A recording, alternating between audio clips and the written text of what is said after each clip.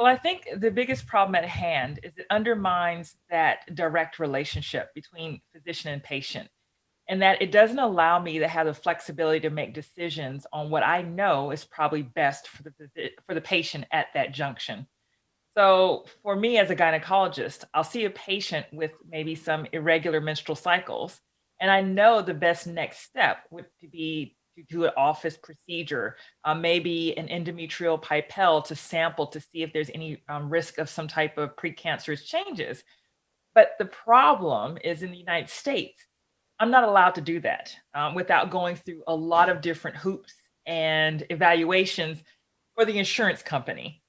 And so what it does is it cripples me as a physician, even though my textbooks and everything I learned as a registrar in obstetric and gynecologic training tells me this is what you do next. These are the steps to evaluate the patient appropriately, is that you have to bring all that back when you're in a managed healthcare situation. And that if I were to do that procedure on the patient and send the samples off to the laboratory, this patient is going to get a huge bill from her insurance company because it was not prior authorized.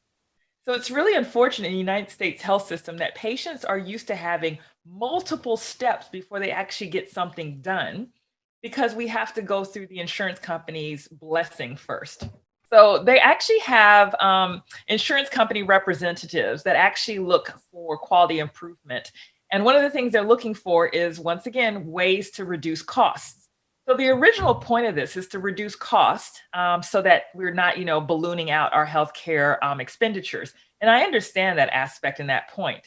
However, the problem is it's kind of swung the pendulum too far over. And so at a lot of points, you'll see insurance company representatives that are actually in hospitals that are actually looking at patients' charts to determine whether or not these patients should actually still be in the hospital or whether or not they should actually be getting the care or treatment that they're receiving.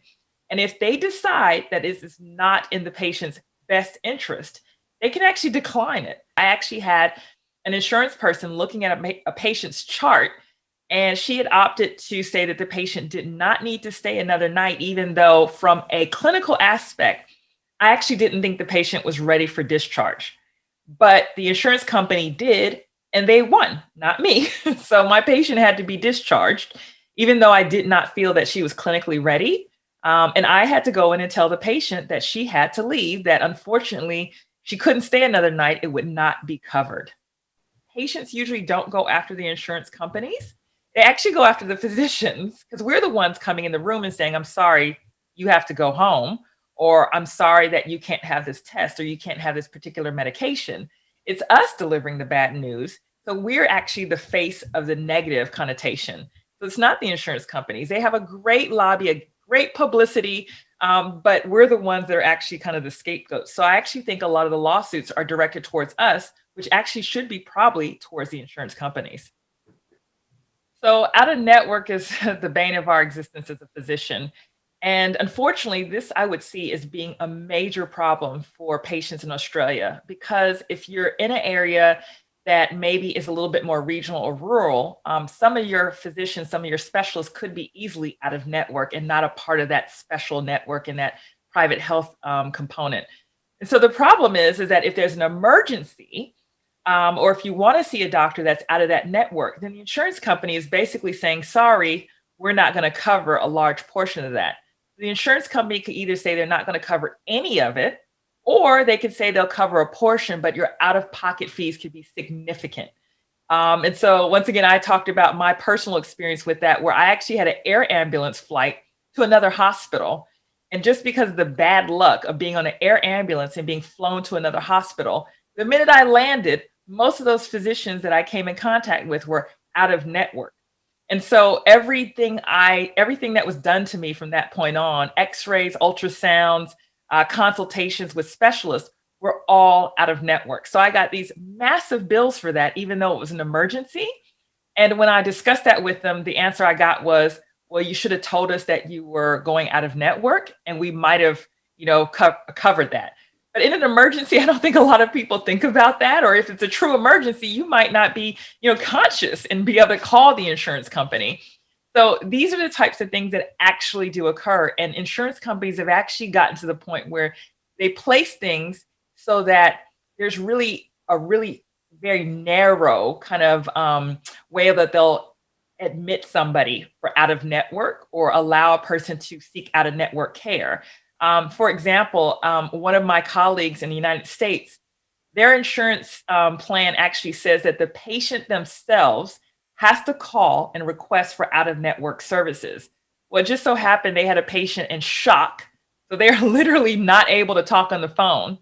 But the hospital staff were trying so hard just to protect the patient from having a huge bill that they're trying to get a patient to talk on the phone to their insurance provider just so they could say, please allow me to have out of network care.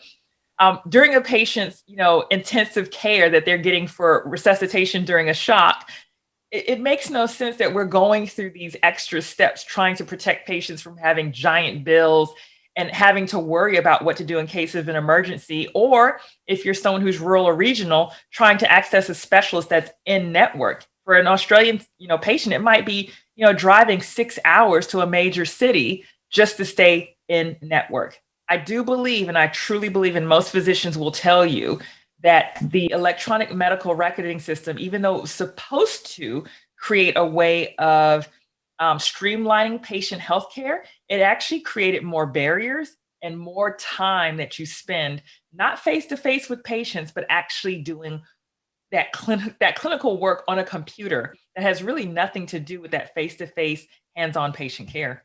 All of your patient's information was in that electronic health record. So we would have to upload everything. So everything you've thought as far as a diagnosis, it would help with coding and billing. You had to type in any phone call between you and the patient. Everything was documented in that electronic health record. If you wanted something covered by your insurance, you don't have that option of privacy. It would have to be put in there so that the appropriate billing and coding could be generated. So unfortunately, I don't really see a really good way of confidentiality being maintained through that system. The deductible could vary depending on the type of insurance you have, but a lot of people in the United States were having growing difficulty with meeting that deductible. And the deductible could be anywhere from a couple of $1,000s for the year to up to $5,000 to $10,000. So that means that's the amount out of pocket that you actually have to pay towards your health, basically your health insurance, before they would start covering things. So as you can imagine, if you have very limited income or you're on a strict budget, this could be a huge difficulty for you, which in a way prevents you from accessing healthcare. Now, we do have the safety net of Medicare here in Australia. However, if you're paying money for that private health insurance, you're starting to see where they're finding ways of not covering you.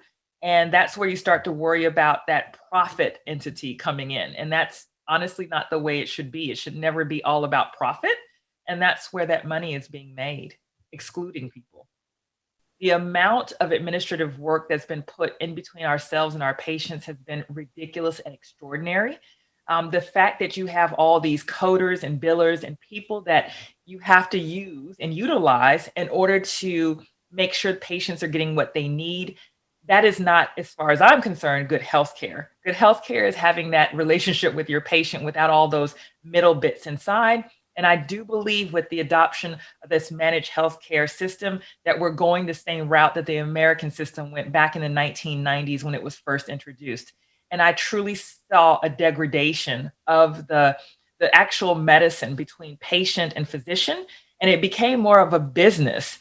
The fact that as a private physician in my office, I had to employ several people just for coding, billing, and for insurance purposes, that's not good healthcare. That money could have been spent with, more nursing staff, more doctors to be hired, but instead it was really about the business aspect of medicine.